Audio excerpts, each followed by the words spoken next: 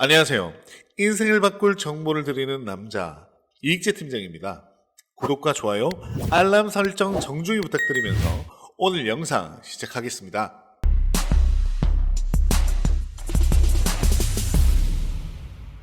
지난 5월 15일은 미국 SEC 기관들의 1분기 증권 보유 내역을 보고하는 날이었었죠. 현재 200개가 넘는 기관들이 비트코인 현물 ETF를 보유하고 있다라고 발표한 상황에서 가장 눈에 띄는 비트코인 현물 ETF 보유 기관의 소식이 있었습니다. 바로 미국 위스콘신주의 은퇴 시스템 자산 관리를 담당하는 위스콘신주 투자위원회가 9,900만 달러 규모, 하나로는 약 1,350억 원 정도의 블랙록 비트코인 현물 ETF IBIT를 보유하고 있는 것으로 확인이 되었습니다. 즉 주정부의 연금 자금이 IBIT를 매입했다는 것은 대형 기관이 진입했다는 신호인데요. 블룸버그 애널리스트 에릭 발추나스는 일반적으로 ETF의 유동성이 늘어나는 초기 1년 정도는 이러한 대형 기관이 매입하지 않는다. 따라서 이것은 좋은 징조이다. 기관은 무리지어서 이동하는 경향이 있는데 앞으로 더 많은 기관이 이를 보유하게 될 것으로 기대를 한다 라는 평가를 했습니다. 앞으로 비트코인의 수요를 예측하는데 참고하시면 아주 좋을 것 같네요.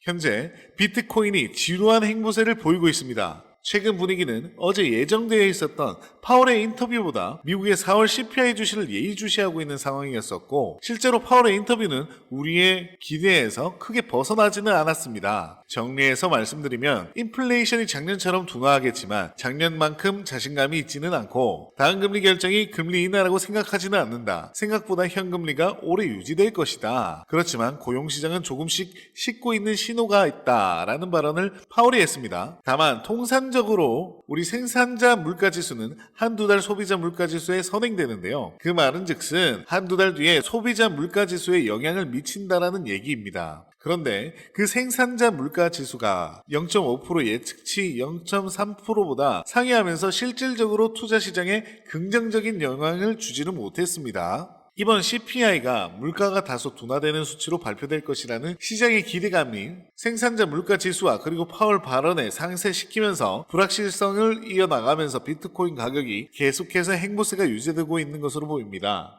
비트코인 옵션 시장 데이터에 의하면 이번 CPI 발표가 예상치보다 하회 또는 상회하더라도 변동폭이 플러스 마이너스 2% 미만에 불과할 것이라는 전망과 함께 암호화폐 마켓 데이터 분석 플랫폼 인투더블록이 비트코인이 반복적으로 저항을 받는 이유가 350만 개 주소가 현재 구간부터 6만 5천 달러 사이 가격대에서 매수를 했으며 현재 손실 중이기 때문이다 라고 말했습니다. 이들 주소는 손익분기점에 도달하자마자 비트코인을 매도하려 한다. 시장이 상승으로 돌아서려면 저항선인 6만 5천 달러를 돌파해야 할 것이다 라고 분석하고 있습니다. 다양한 의견 중에 하나로 참고하시면 좋을 것 같네요.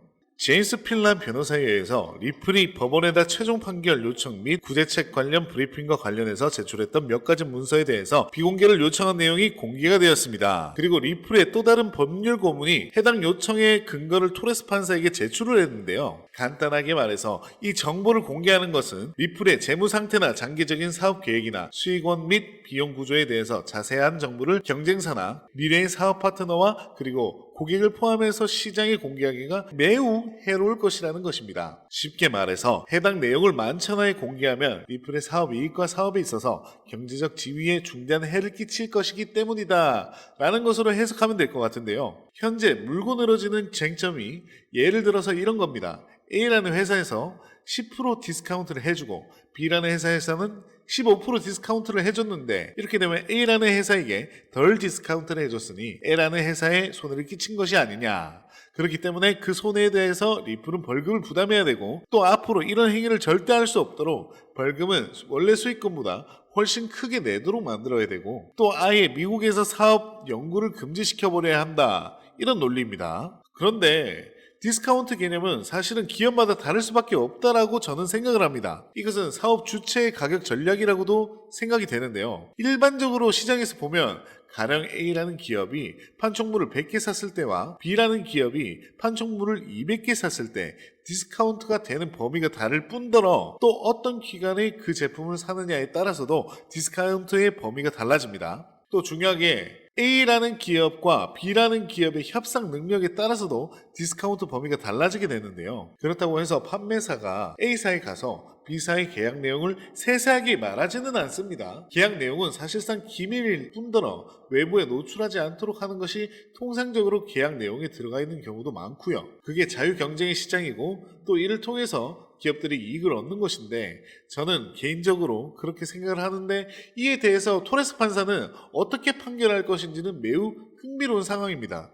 빌 모건 변호사는 리플이 다른 투자자들과 별도로 협정하는 것이 계약하는 기관들로 하여금 리플이 모두에게 동일한 조건을 제시할 거라고 생각하게 하지는 않을 것이다 라고 하면서 SEC의 금전적 손해 이론은 계약적 상업적 현실을 무시한다 라고 이야기를 합니다. 현재 이런 소송의 목 속에서도 리플은 미국 볼티모어 소재 모건 주립대 105만 달러 투자를 통해서 모건 주립대의 국립 핀테크 센터 발전에 힘을 붙이고 있는 상황이고 코스모스 생태계 EVM 호환 레이어 1 블록체인 에브모스와 파트너십을 통해서 XRP 레저, EVM, 사이드체인 구축을 위한 활동을 활발히 해나가고 있습니다. JP모건 자체 블록체인 오닉스가 핀테크 업체 브로드리지와 파트너십을 체결하면서 브로드리지의 레포 플랫폼 결제 자체 암호화폐 JPM을 활용 예정이라고 밝혀진 만큼 리플을 소송이라는 이슈로 주저하지 않고 계속해서 토큰화 시대 그리고 블록체인 시대 암호화폐 시대에 있어서 성과를 경쟁적으로 잘 만들어갈 수 있기를 기대를 해봅니다.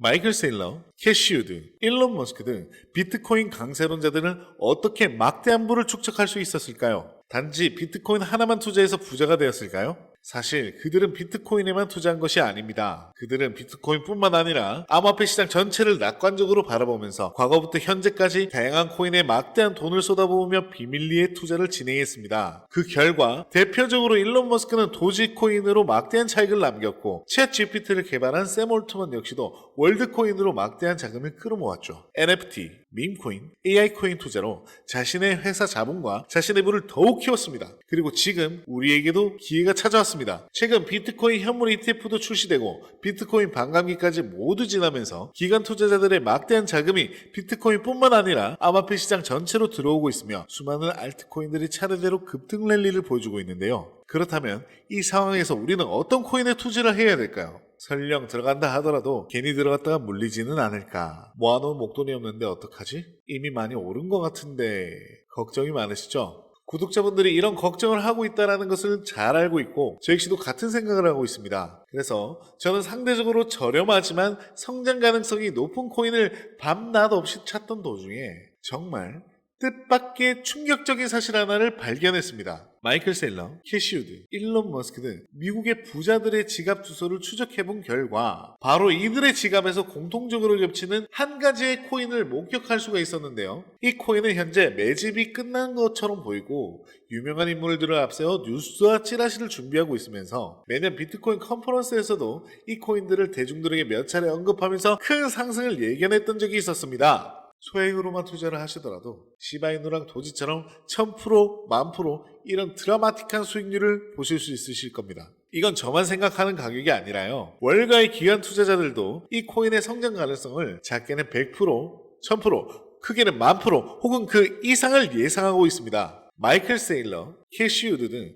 월가의 거물급 인물들이 투자하고 있는 이 코인 010-483-1-2660 010-483-1-2660 여기로 행복이라고 문자를 하나만 보내주시면 저희 구독자라는 것을 확인하는 즉시 이 코인에 대한 정보를 빠르게 알려드리겠습니다. 도대체 이 코인이 뭐길래 이 호들갑을 떠내고 하시는 분들도 계실 텐데요. 이 코인 정말 한 번만 받아보시면 절대로 호들갑이 아니라는 것을 확인하실 수 있으실 겁니다. 여러분, 이제는 더 이상 고민하다가는 거지가 되는 세상에서 살고 있습니다. 비트코인이 1억이 코앞이고 전 세계의 자금이 금, 주식, 부동산이 아닌 암호화폐 시장으로 향하고 있는 지금이 마지막 기회입니다. 이제는 혼자 고민하시지 마시고요. 저와 함께 하셔서 지금까지의 여정의 마침표를 찍으셨으면 좋겠습니다. 010-4831-2660 010-4831-2660 여기로 행복이라고 문자를 하나만 보내주시면은 이 코인이 뭔지 제가 확실하게 알려드리겠습니다. 유료 리딩이나 금전 요구가 일절 없으니까요. 걱정하시지 마시고 일단 문자 하나 보내주시고 한번 확인해 보세요. 정말 놀라실 겁니다. 진짜 이 지긋지긋한 코인 매매 언제까지 도대체 하실 겁니까? 이 기회를 놓치지 마시고요. 문자 남겨주세요. 분명 이 코인 단 한 번의 투자로 졸업하시게 될 겁니다. 이 혜택을 저희 구독자분들 뿐만 아니라 신규 시청자분들도 받아보시고 앞으로 제 채널을 많이 사랑해 주셨으면 좋겠습니다. 지금까지 제 영상을 봐주셔서 감사하고요. 구독과 좋아요, 알람 설정까지 부탁드리겠습니다. 감사합니다. 이익재 팀장이었습니다.